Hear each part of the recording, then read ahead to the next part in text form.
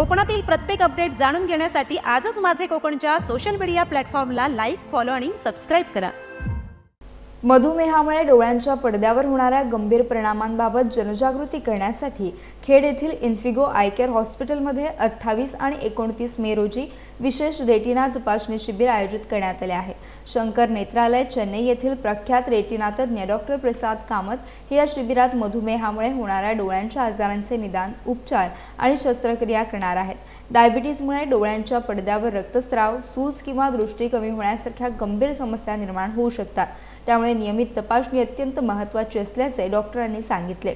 Infigo I care हॉस्पिटलमधील अत्याधुनिक retina विभाग B scan, green laser, 3D OCT आणि अत्याधुनिक विट्रेक्टॉमी मशीनने सुसज्ज आहे। या विशेष शिबिरासाठी पूर्वनोंदणी आवश्यक असून मधुमेह असलेल्या नागरिकांनी नियमित रेटिना तपासणी करून घ्यावी असे आवाहन इन्फिगो आय केअरचे व्यवस्थापकीय संचालक डॉक्टर श्रीधर ठाकूर यांनी केले आहे।